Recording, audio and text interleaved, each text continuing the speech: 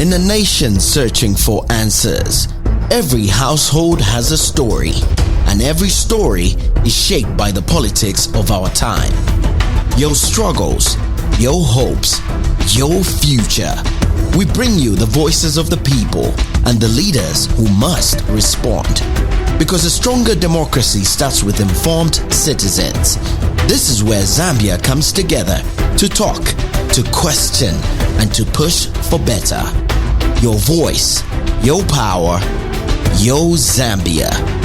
The Political Square. Only on BMTV. Zambia's light, Zambia's voice. Good evening, viewers, and welcome to the Political Square right here on BMTV. Tonight we focus on the future of Lusaka, Zambia's capital city and one of Africa's growing urban centers. Lusaka is a city of opportunity, but it is also a city famous for enormous challenges.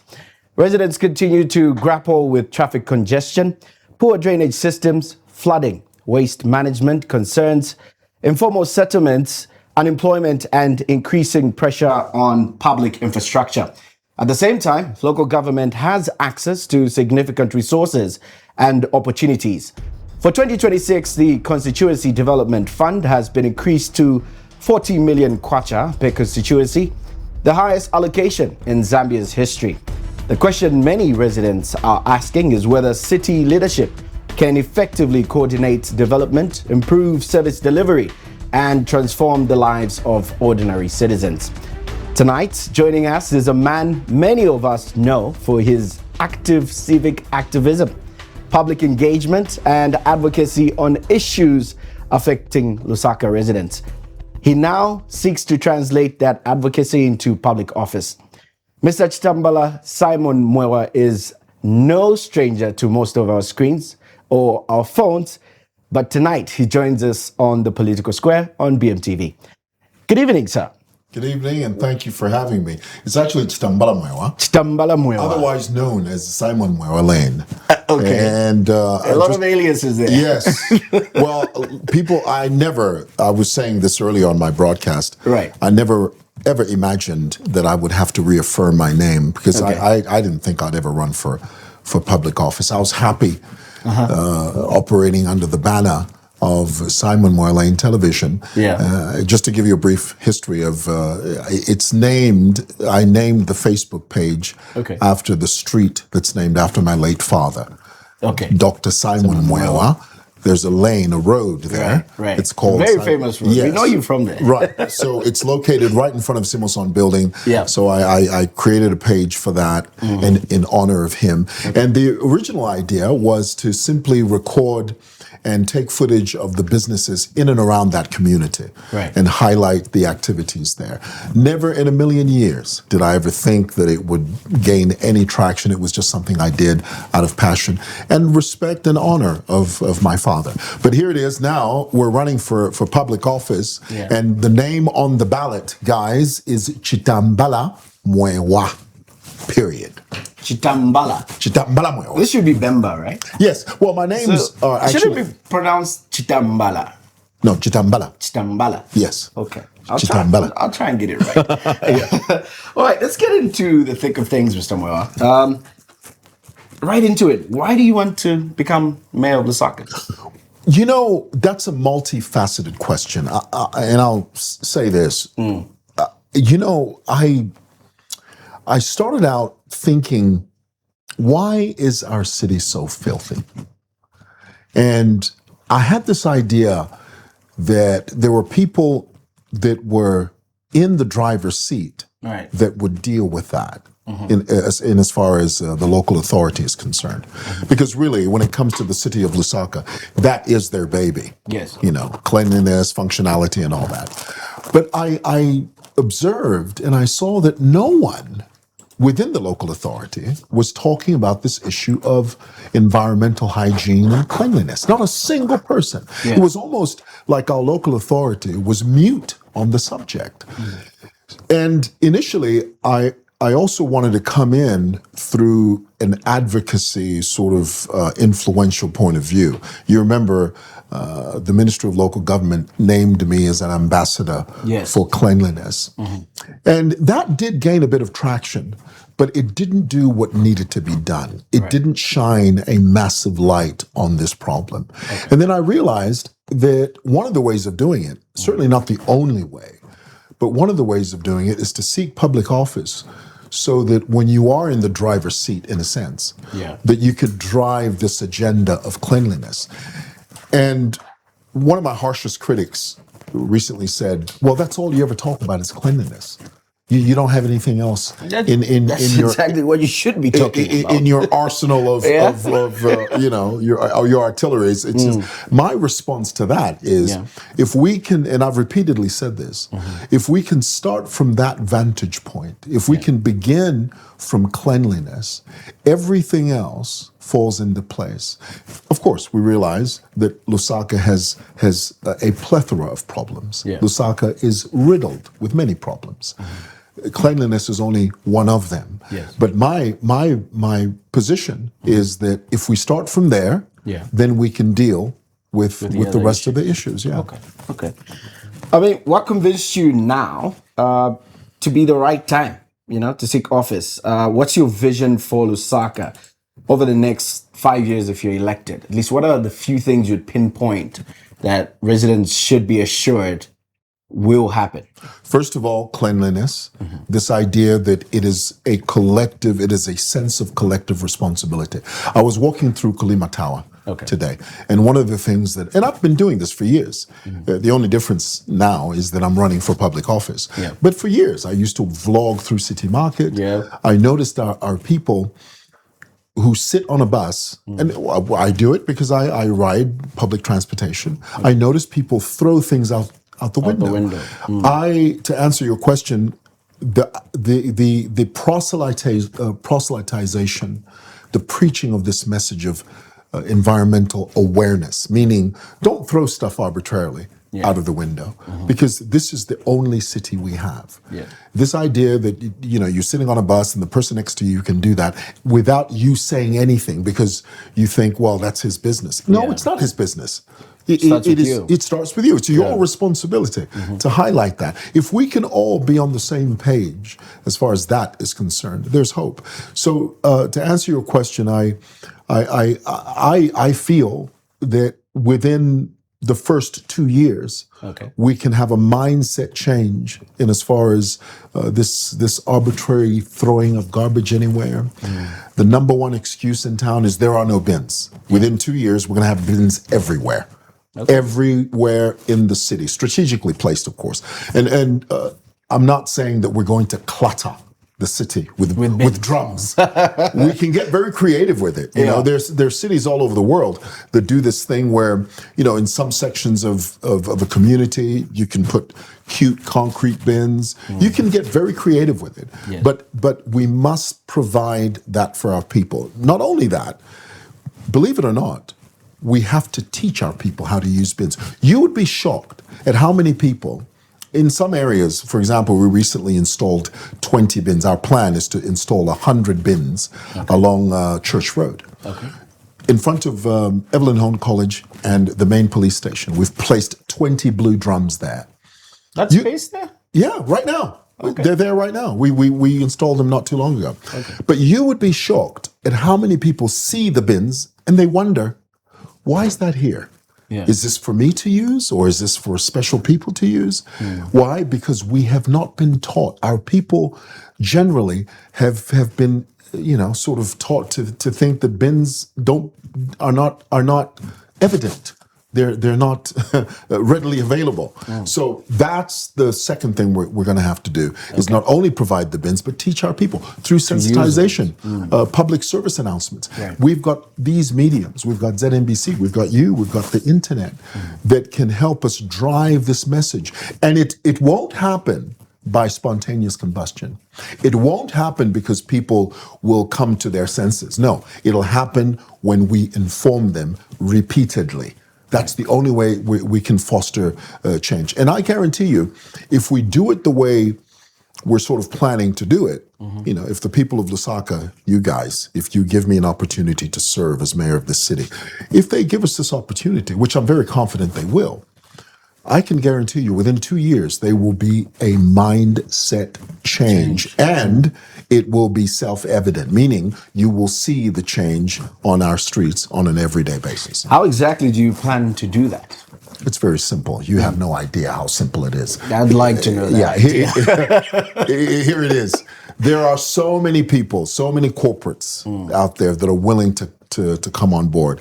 We just recently partnered with Nemchem, one of many people that are willing to see a clean city. You know, what I love about this city is that there are more people who want order than disorder.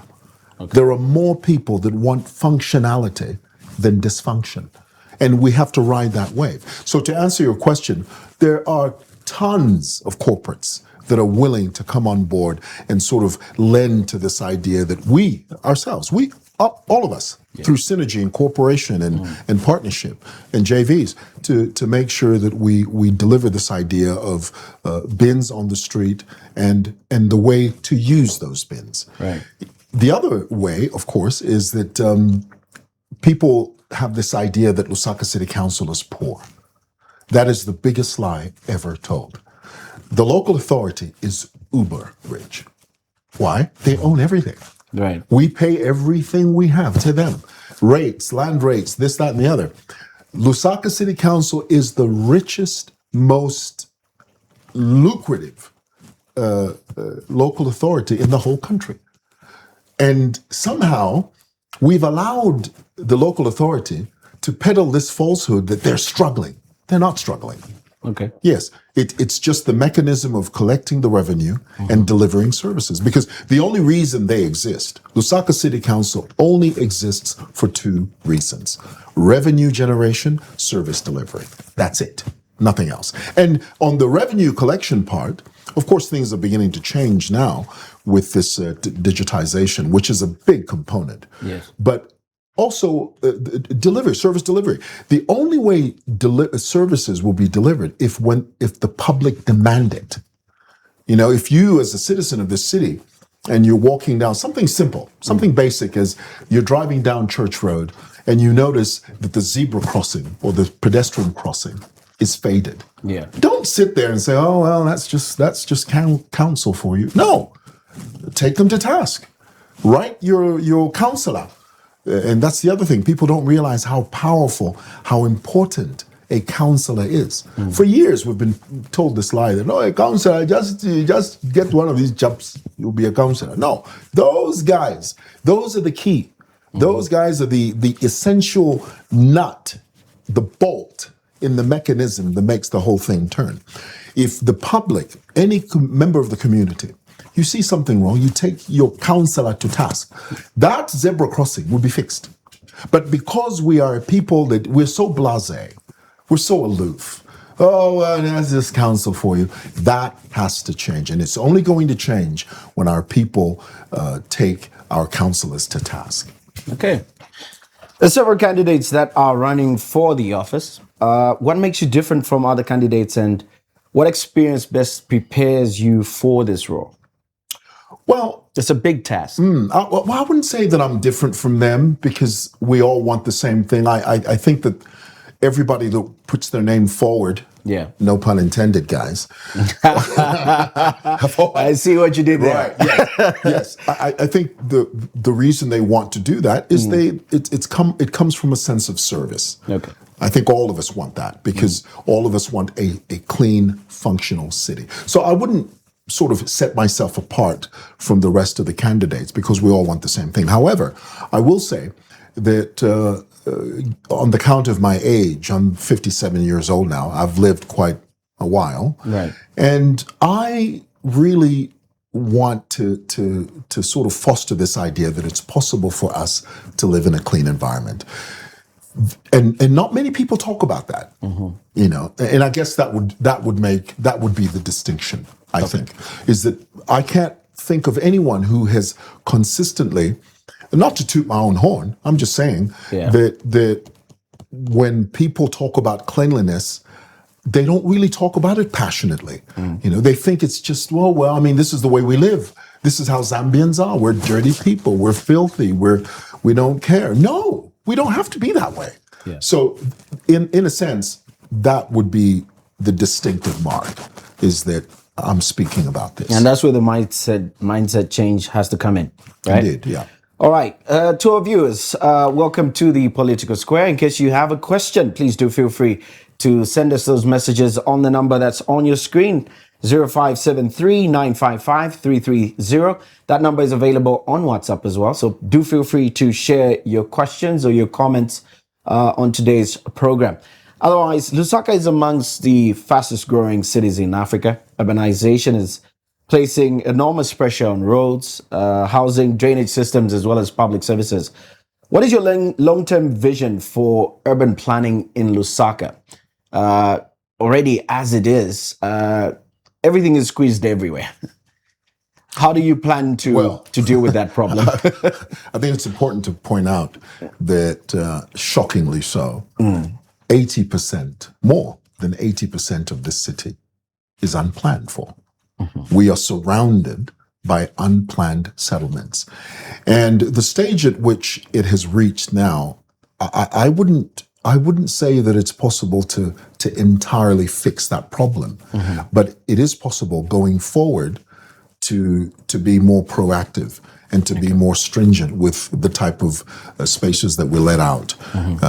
Moving forward, it's easier. Looking back, it's a massive problem to solve, because essentially, if you look at the plan of the CBD, Yes. Lusaka in general, it's literally surrounded by unplanned settlements. Yeah. And to undo that would take some doing. However, like I said, moving forward, I think it's important. We owe it to the city, looking forward, to be more deliberate about how we plan the city forward. Yeah. All right. Again, the numbers to call us are 0573-955-330. Please do feel free to call us and ask the Lusaka aspiring mayor, Mr. Chitambala. Chitambala Mwewa. A few questions. All right. That number is also available on WhatsApp, so do feel free to drop your voice notes or your text messages on that platform. All right. Traffic congestion as well continues to worsen every year. Cars are coming in every day. What practical solutions would your administration implement to control this? But before we get to that, since we do have a caller on the line. Good evening, caller. Hello, good evening. You're through to the Political Square on BMTV. Are you guys taking calls? Hello, good evening. Anybody there? Taking calls live? Okay, I'm please. saying, are you guys taking live calls? Yes, we are taking live calls now. You're actually live. Please, your name, where you're calling from, and your question. Oh, okay. Names are Kasonde, and I'm currently calling you from Solwezi. Oh, Solwezi. How's Solwezi this evening? It's dusty as usual and chilled. It's what? Dusty. Ah. Yeah. Maybe we should get Mr. Chitambala to also come and do some justice there. But anyway, your question, please go ahead. Okay. Good evening, Mr. Chitambala. Hello. Komben. Hello. Hello. Are you still there? Please go ahead with your question. Okay. So for me, I wanted to get Mr. Chitambala's idea of the cash for work a policy that was recently introduced and most recently was rolled out to 116 districts across the country. Does, in his view, think that Lusaka deserves such a strategy for maintaining so-called cleanliness and what's going on around Lusaka, or we could prioritize other districts that could benefit better? Because from my standpoint, I think, like he said, Lusaka is one of the districts that have at their disposal colossal sums of revenue that they do generate. Why not look at ideas of just employing and having people in long-term employment with proper benefits that could help the city long term than the cash for sale. And also, while he responds to that, I would want him to sort of give us an idea of what he would want to improve in the process in which it's being delivered, because we are getting complaints from the outskirts where payments are late, and the safety of the workers that are implementing this comes into question because there's no proper, PPE as these activities are being conducted outside of Lusaka. So I would want him to just elaborate and share some light on how he plans to approach that. Good evening. Yes, thank you. What was his name? Kasonde. Kasonde. Yes. Thank you, Kasonde from Solwezi. I've always said cash for work is a great idea, but it's not properly implemented. And I'll explain why. And I've interacted with many people that work under this program. What I have seen and what I've discovered is that you have a group of marketeers, people that already work either in the markets or they sell somewhere, and they are chosen from a pool of people to go and sweep the street or to empty the drainage. What I've seen is that they're not properly proselytized. They're not properly taught the passion behind why they're supposed to be cleaning. Yeah.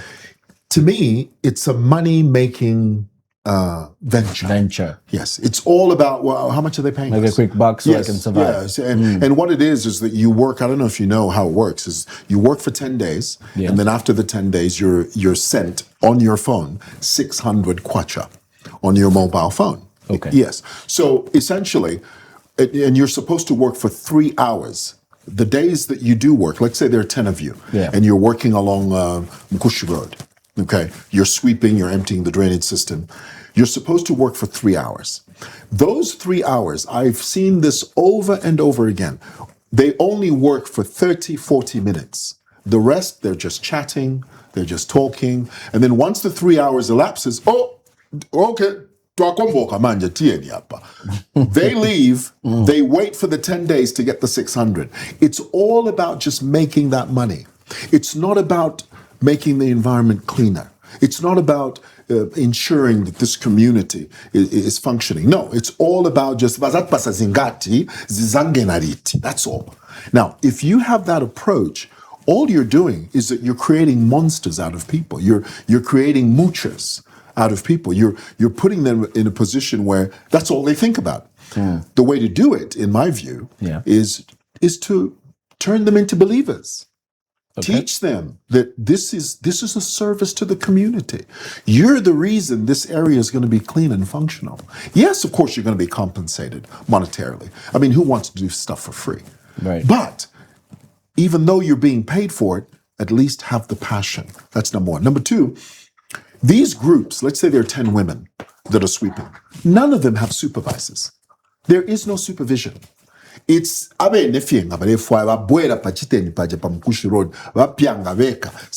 assigned, for example, they're supposed to be 10 for that particular day. Only 4 will show up. There is no supervisor there to say, 6. There's nothing like that. For 20, 30 minutes. When they go, the ngayachelwa fee 600 kwacha. Yeah. If it just delays by just 1 day, mawe ni chongo. Hey, drama zatu sirukuti. Hey. That's a problem. We need to teach our people that, number one, you can't do that without supervision. Right. And the only way you're going to have a proper supervisor is someone that cares, someone that loves what they do. One of the problems in our country is a lack of passion. A lack of willingness to be part of the solution. Everything is about money, money, money, money, money. There's nothing wrong with money. But if that's all you're focused on, if that's all you're thinking about is that $600 after 10 days, then you're not passionate. The other problem that I've seen is that many of these cash for work programs that empty, for example, the drainage system. Yes. If they empty a drainage system now, there is no truck readily available on hand to collect that stuff they've removed from the drainage system. The plastic, the debris, all the mess, the gunk that's in there. They leave it on the side of the road. Guaranteed, when they leave it there, for them to come back and collect that garbage, it will take another 7, 8 days. I mean, the whole purpose is being defeated. Yeah. Yes. So there are all these loose ends that need to be tied up. And unfortunately, and I made a post about this not too long ago, Cash for Work, as great as an initiative as it is, it's a great idea, but it's not implemented properly. And there are many loopholes there. There are loose ends there that are being taken advantage of, and it's being done in real time, and nobody talks about it. And they think it's normal. It's a huge amount of money that is being misused. It's a huge amount of money that people are being paid for. Basically, our people are being paid to do nothing. If you're going to sweep for 30 minutes and you're supposed to be out there for 3 hours, then you haven't done anything. You're not servicing the community. So these are the things I think that and of course, the mayor alone can't deal with this. It has to be a cohesive, synergetic effort from every department to ensure that Cash for Work is optimally used. Okay. Housing demand also continues to outpace supply in this city. What role should the city play in addressing this challenge once you are elected? And also, many compounds remain poorly lit and inaccessible. How would you improve street lighting and feeder roads? Well, now we've got this increase in CDF, constituency development funding, which can do a lot of good. Okay. But along the way, of course, it's been abused. And prices inflated.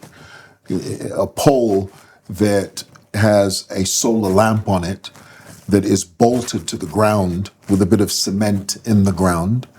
There are reports of people that inflate the price to about 45,000 kwacha for one pole. Wow. When realistically it should cost between 15 and 20,000 kwacha, maximum 15,000 for each pole. Yeah. So you've got a bunch of guys over there at procurement and this, that, and the other that are inflating the prices for personal gain.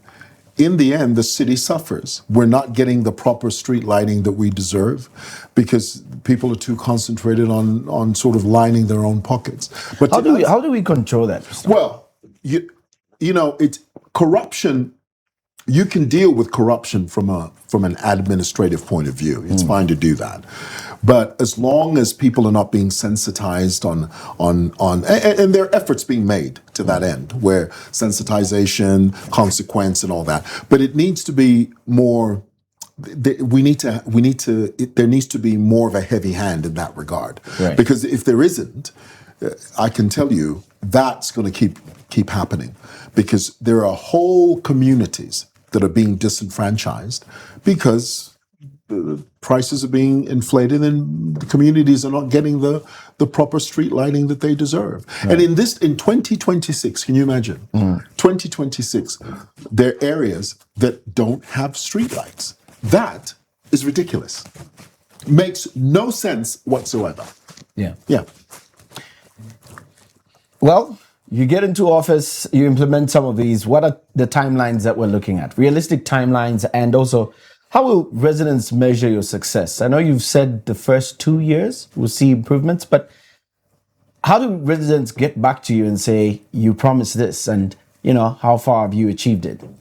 Well, results, not promises, is what I say. Okay. When I first filed in my nomination, that's the first thing I said was results, not promises. And I think, of course, I'm not suggesting that I'm the be-all and end-all. I'm not suggesting I'm Superman or Iron Man. All I'm suggesting is that I am a piece of a significant puzzle. Yeah. And we, being servants of the city, in this case, servants of the people, our best bet is to do everything we can to make the city better. I'll never forget our former and late president, Lungu, before he passed away. He made a statement that I've never forgotten. Yeah. He said, development has no destination.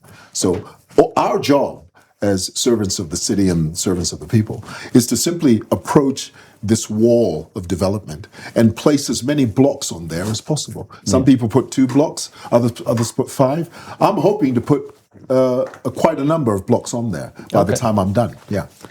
Interesting. All right. So we have some questions from our viewers this evening. If elected, how does Mr. Mwewa plan to deal with the issue of flooding in the CBD, including Simon Mwewa Lane? That's a good one. Yeah. Well, I've always said that the flooding component to the dysfunctionality of the city really lies with our habit of throwing things in the drainage system. Do you know that to the average Zambian, the open drainage system acts as a form of a bin? It's a form of a dustbin. Do you know that there are areas in our compounds, just outside of Salama Park, there's a compound. Do you know when it rains heavily and the drainage system is full of water, do you know what the residents there do? They walk up to an open drainage system that is full of water flowing in that direction. They take their garbage, they throw it in there. In their minds, the water is taking the garbage away. Oh my goodness. That's how, in their minds, that's how they look at it. To them, they're not littering. To them, they're not making the environment filthy. No, to them, fully convinced, this is a solution as far as getting rid of my garbage. And of course, consequently, what happens is that our drainage systems are completely flooded. The number one litter item in our city is these plastics. And that's the other thing. We need to take these companies to task that produce these plastics. For too long, they've just they have a blank slate. I mean, a blank check to do whatever they want. No corporate responsibility. No, they've not taken the task. And to answer the question, if we can begin to teach our people, and it can only happen through consistent sensitization. Okay. It won't happen any other way. Using all mediums, creating adverts, public service announcements, using influencers, public figures, even politicians. If we are all on the same page in this regard, I'm telling you, we will see behavior change within 2 years. So the drainage system, not only do we need to, of course, make and create more functional drainage systems, but we need to take care of the ones we already have. And the way to do that is to teach our people that, look, this drainage system is not a bin. It's going to aid you. It's going to help your community so that your community doesn't flood, so that your home, you're not knee deep in filthy, murky water. But if you don't take care of the drainage system, it's not going to take care of you. All right. We're speaking to Lusaka aspiring mayor, Chitambala Mwewa. Chitambala Mwewa. I don't know what's with the speed, but yeah. We'll take a short break, and when we return, we continue to get some of your questions, all right? The number is scrolling, or rather is right on your screen. You can feel free to send us your WhatsApp messages, and also to call us if you have questions. This is The Political Square on BMTV.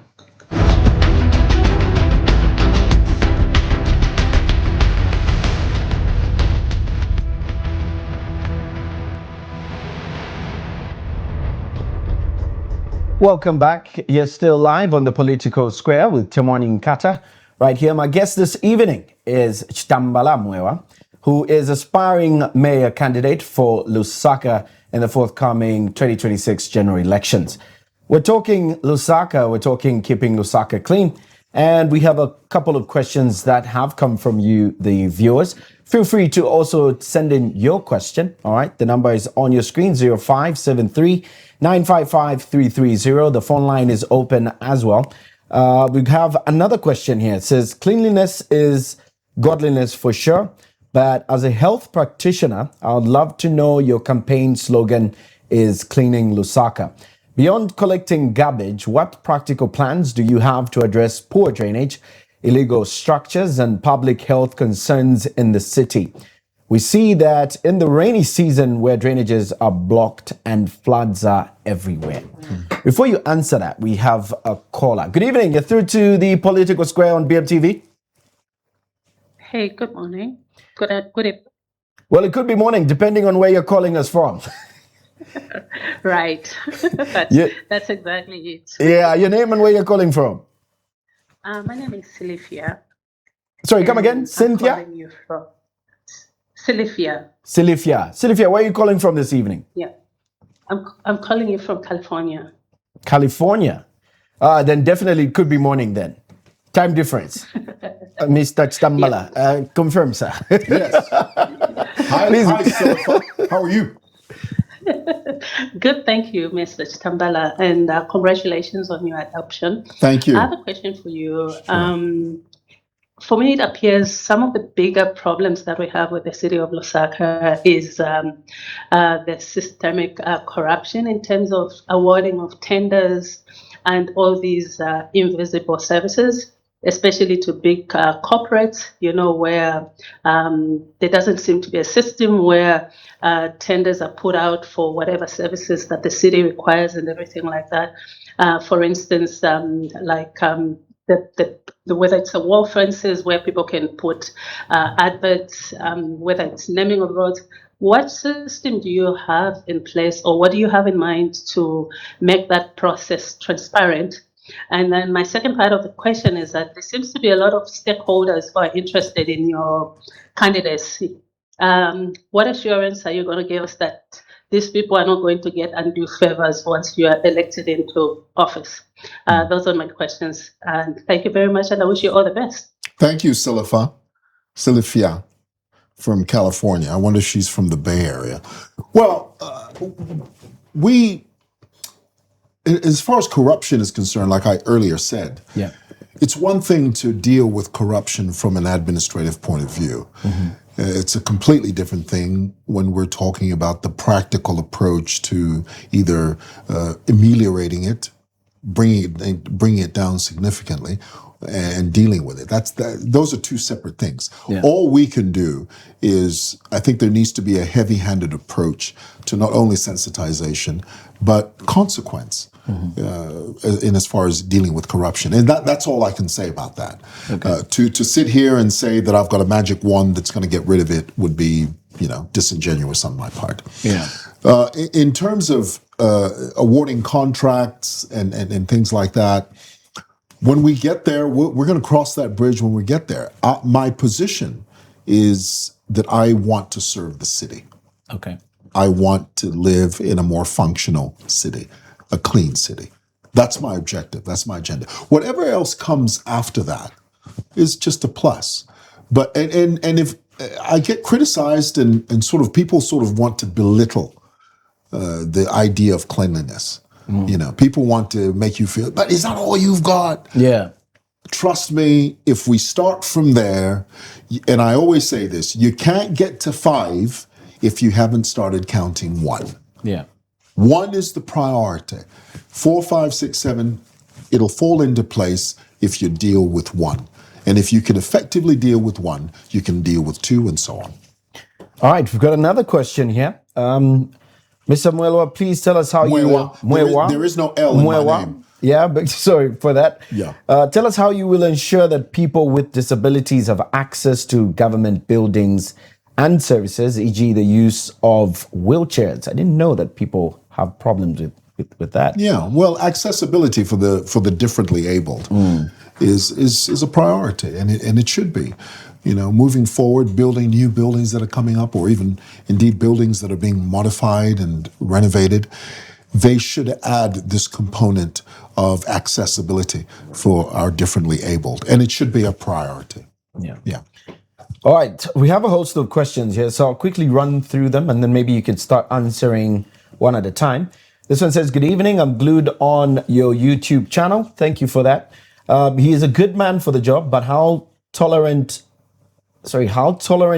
is he to divergent views that clash with his beliefs? Because I'm very sure on his page he has blocked thousands of people who didn't insult him but merely expressed their divergent views."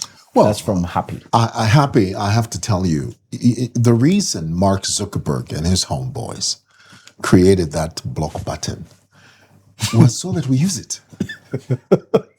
But this says you're not open to other people's opinions. Well, let me deal with that. In the famous words of Mutale Mwanza, when she was criticized for wearing a bikini, she said, "The bikini is meant to be worn. in the same way that the block button is meant to be used. So, and to correct you, it's not thousands of people. It's about 6,000 people to be exact. Wow. I got you there, didn't I? Yeah. You have the exact figure. Oh, Wow. I've got it. You know, it's Right. 6,000 people on there. And yes, there are times people say things, because initially when I started my Facebook page, I had this personal policy that I would only block someone who insulted me. But then if I noticed that sometimes people, they're just abrasive for no reason. And it just depends. I mean, we all do it. I'm not going to sit here and say to you that I never get touched by the feelings of my infirmity and I never get bruised or anything like that. So I just take it all in stride. No, sometimes people say stuff, and that is the power of social media. Of course, people are going to refer to this cancel culture. Yeah. And that's fine. You know, because we're human beings. Sometimes when people say things you don't like. So the answer to that question when he says, how tolerant are you? Of course, being a public figure, I have to sort of adjust that, you know, because I think that it's different when you're a private citizen running your own page at your own whim. Once you become a public figure, the rules sort of change, and that's fine. And I'll adjust to that. But right now, the 6,000 people that are blocked now, at some stage, they will be unblocked. They will be unblocked, but not tonight. We'll get to it. All right. Don't rush me now. We've got another question here. It says, how will Mr. Mwewa enforce that all businesses in the CBD take care of their frontage, because that's their responsibility? And also another one here. This one says, Mr. Mwewa, good evening. If elected mayor, what is the one difficult and possibly unpopular decision you would be willing to make to transform Lusaka into a cleaner and more organized city? Dobap or slogan, I feel is not enough, as it has landed you into confrontations with some groups and of women before. This is from Kapalu Dilemma in Chingola, Kasompe Ward aspiring councillor. Let me start with the last question, which is the second one. Unpopular decision. Of course, the mayor doesn't make decisions unilaterally. Yeah. Okay, but I've always said our markets have to be optimized. They have to be utilized. Do you know that there's this lie that's been peddled for years, and it's been used against politicians for years, is that there is no space in the market. Now, if I was someone that sat in my office for 10 hours a day, and I never left my office, and I never walked the streets, I never interacted with the average citizen on our streets. If somebody would whisper in my ear and say, there's no room in the market, I would believe them. Because I don't know. I'm not on the street. But you're sitting next to someone that spends a significant amount of time on the street. I interact with the people on the street, and I've come to learn that this is a lie that has been peddled for political expedience. When our people say there's no room in the market, it's not true. There is room in the market. The reason our people choose to trade on the street is because there's no enforcement by the local authority. As it stands now, trading on the street is illegal. There is a law that prohibits it. Right. Yes. So you cannot say it's fine to do that when there's a law that says it's not fine to do it. Yeah. So the issue here is that we need to teach our people that the market is designed specifically for that. It's a market. Streets are designed for two things: vehicles and pedestrians only. Somehow we've sort of changed the narrative. We've sort of convinced our people that when you speak like this, when you say our people should trade in the markets, because in the markets they have access to shelter. Yeah. They're not exposed to the elements. In the markets, they have access to clean water, toilets. In the markets, they pay a stipend, a type of rent to the council that the council uses as revenue to deliver services. In the markets, they're safe. But on the streets, they're exposed to the elements. But when you speak like that, when you say, let's have you operate where you're supposed to be. Somehow, our people think you are anti-poor. You're not with the program. Tawakwate chukuku, tawakwate omutima. Walikosa omutima, walifita omutima, fititi omwewa iwe. When all we're saying is, we want you in a safe, conducive environment. And we can function in that environment. So the answer there is that that is a very popular, that is a very unpopular position. And I would be disingenuous if I were to sit here and assume that through the wave of a magic wand, that all of a sudden people would simply say what I say that they do. No, it would take every level, every tier of government to achieve that goal. And the goal is to have a functional city. Yeah. So the other question about frontage. Frontage, yes. I'm very pleased to say that we now have the Lusaka Integrated Solid Waste Management Company. I don't know if you know who these guys are. This is a separate group, because in the past, garbage collection and waste management was largely done by Lusaka City Council itself. And the council was woefully inadequate to deal with waste management. So they've separated that component of waste management and sort of assigned it and relegated it to the Lusaka Integrated Solid Waste Management. In the CBD in particular, if every business is sensitized to not only place a bin in front of their business, but to make sure that their frontage is taken care of, and engage the Lusaka Solid Waste Lusaka Integrated Solid Waste Management Company to collect the garbage, but they have to pay for that. That's how this company makes money to deliver services. If everybody can be on the same page on that, you will see a difference. And people taking care of their frontage is not going to happen. Unfortunately, we live in a country where most people are not self-starters. Yeah. Most people are not going to wake up and say, "Na mushiba, I think our people have to be compelled, and compelled consistently. When they are compelled, and there is a consequence at the other end of it when they don't comply, that's when you'll see results. Well, you won't see results by sitting on your desk and saying, no, it has to be a consistent, a compelling mechanism through medium consequence. And this is where council police come in. People think that the job of council police is to chase the street vendors. No. This is one of the reasons the council police exists, is to go to businesses to make sure that you're complying, to make sure not only that you have your proper licenses and all that, but things like this. Is your frontage clean? Yeah. Is your frontage swept? That's the role of the council police, among many other things. Yes. Yeah.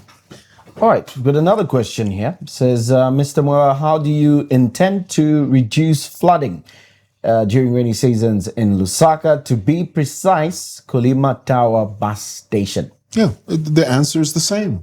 As long as our people throw stuff in the drainage system, the garbage, the debris, it clogs the flow of water, it blocks the flow of water, and this is the reason you have flooding. You know, and if we teach our people a better way, we provide the bins, we sensitize them consistently, behavioral change will be self-evident. Okay, so still on the waste, would you support introducing recycling initiatives and waste-to-waste income programs? Absolutely. Okay. Absolutely. I mean, we're living in a modern age. Yeah. And that's a component that does nothing but better the city. How then do you, as an administration, enforce sanitation regulations without unfairly burdening residents? I mean, what evidence suggests your approach would work if you did implement it? Well, when it comes to sanitation, I think that if, for example, if you have a neighborhood that, because now what we have is under the solid waste management company, each area is zoned, okay? Okay. For example, Salama Park. There's a zone, it's zoned, and there's a garbage collection company or several companies that service that area in exchange for money, because waste management is not cheap and it's not free. Yeah. As long as that's being done, as long as there's a symbiotic win-win relationship between the residents and the service providers, and they understand why this is being done, then we all win. But as long as you've got people who think that, no, I don't need somebody to help me have a clean area, I can do it by myself. I can burn my garbage in my backyard. I can arbitrarily throw it somewhere. If you go to Bauleni today, the problem in Bauleni, where you've got this huge gargantuan heap of garbage, is because of this same idea where people think, I don't need to pay for waste management. I can simply just go and gather my stuff and throw it in a garbage dump. That can only change if a light is shone upon that issue and we sensitize our people. All right, as we closing, what environmental policies would your administration pursue to improve climate resilience? And also, which communities would receive priority attention in that regard? Planting of trees. I know people say it and it sounds mundane, but it's not. We shouldn't be cutting trees. We should be planting them strategically, of course. Okay. The other day I was driving along Independence Avenue and I saw a billboard company cutting trees in order to put a billboard. Cutting trees in order to construct pillars for a billboard. We shouldn't do that. We shouldn't be cutting trees. We should be planting trees. And people don't understand the significance of that. And of course, it's a lack of awareness, a lack of enlightenment when people say, no, those trees are cardinal to the environment. All right. The Constituency Development Fund has now increased to 40 million per constituency. Many residents hear about CDF but rarely see its full impact. How would you ensure Lusaka maximizes the opportunities presented by this funding? And how would you work with members of parliament, councillors, and ward development committees to ensure that projects are delivered on time? You know, CDF is, for many, is a mystery. Right, as you've rightly pointed out, there is no deliberate mechanism or system that shows the people how to access the CDF. In my view, there needs to be a level of consultancy that is transparent and that the people, just basic people, have access to. Of course, the idea on the street is that CDF is money that is just given to you. That is misinformation. Yes. So more needs to be done from the back end in terms of sensitizing and sort of educating our people on how the constituency development funds work, how they're accessed. In many cases, for example, some years ago, I was asking the former councillor for Harry Mwangankumbula Ward 25. Yes. I said to him, why isn't this market, there's a portion of a market that was incomplete. Why is this incomplete? He says, no, we're looking for 7 million. I said, well, what about CDF? CDF. Now, this is a councillor, okay? A councillor within the council saying this to me. I said, Mr. Mwewa, this is CDF. Kurima issues, but there's a lot of red tape there. So what I've done is just I'm seeking assistance from these corporates. Maybe they can give us like a 7 million.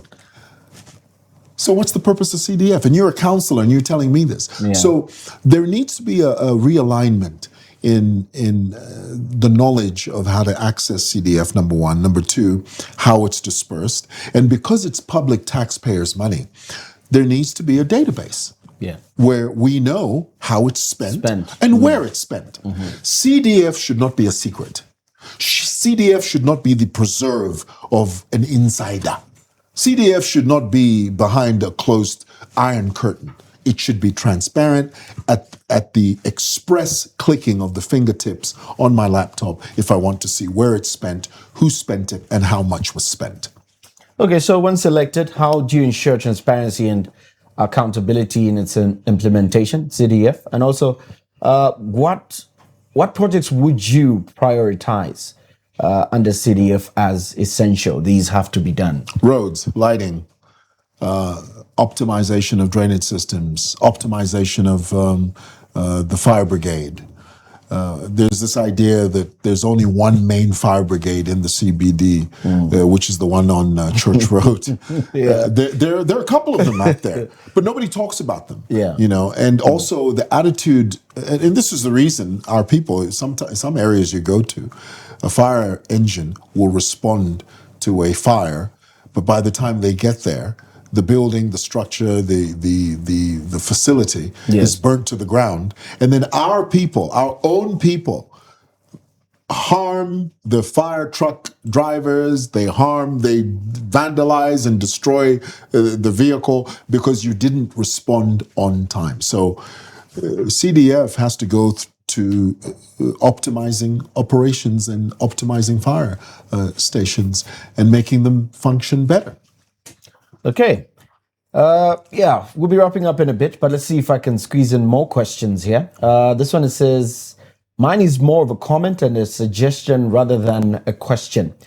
Mwewa's solid waste management strategy should include recycling, since non-biodegradable waste, especially plastics, contribute heavily to blocked drainages in Lusaka. Companies like Trade Kings and Big Tree should take more corporate social responsibility, setting up buyback centers where people can exchange plastics and bottles for cash would motivate citizens to collect waste, improve tracking, and reduce the loopholes seen in the current cash for work model.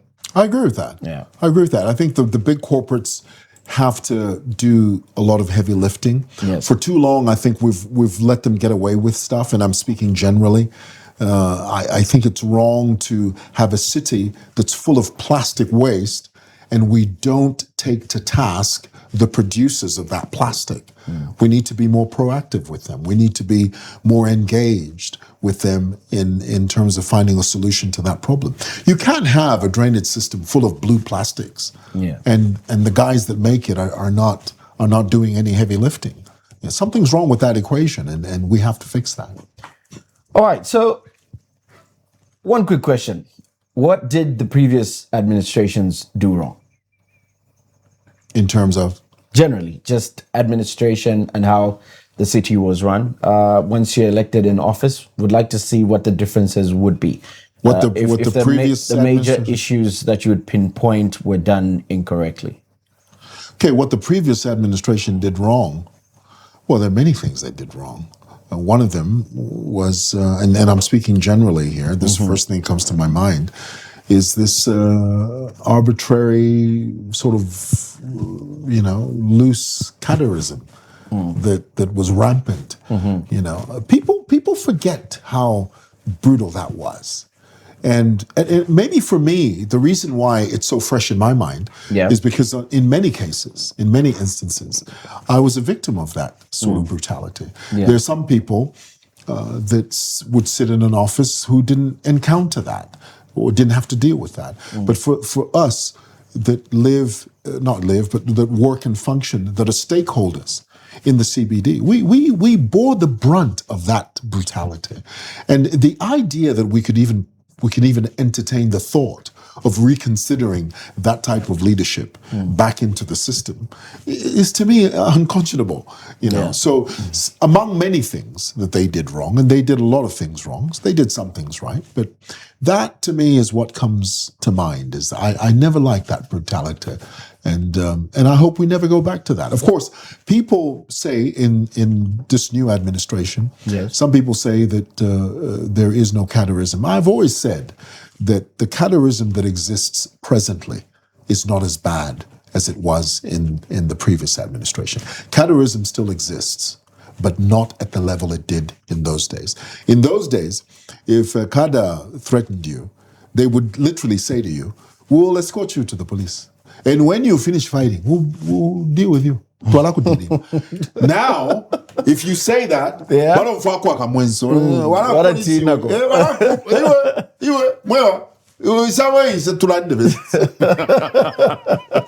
So that's the difference. All right. And all of that is leadership. Is that famous line, Maxwell, everything rises and falls on leadership. Right. President Hakainde Hichilema made that very, very clear, that you're on your own. Of course, there are a few people that slip through the cracks, and you can't help that because people are people, But the leadership of the president has been very emphatic on this, and it's self-evident.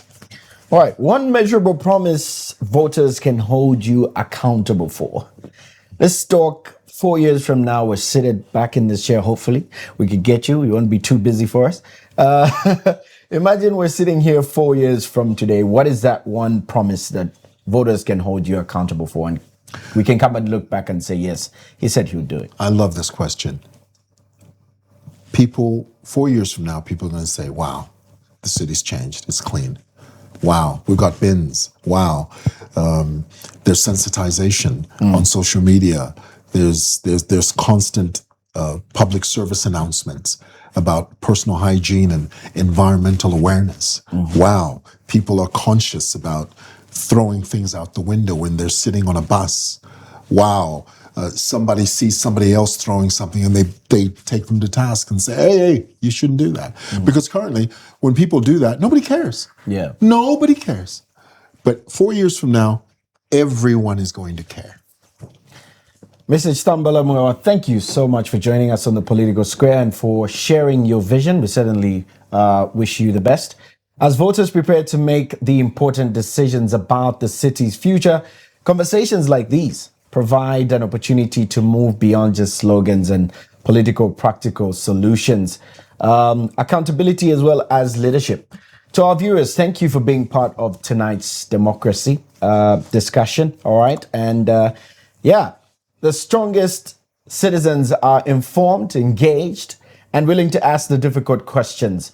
On behalf of our producers, the technical team, camera operators, and everybody behind the scenes at BMTV, thank you for watching The Political Square. Mr. Mwewa, once again, thank you for making time for us. Absolutely. Good evening. Until next week, this has been Tamani Nkata. In a nation searching for answers, every household has a story, and every story is shaped by the politics of our time. Your struggles, your hopes, your future. We bring you the voices of the people and the leaders who must respond. Because a stronger democracy starts with informed citizens. This is where Zambia comes together to talk, to question, and to push for better. Your voice, your power, your Zambia. The Political Square. Only on BMTV. Zambia's light, Zambia's voice.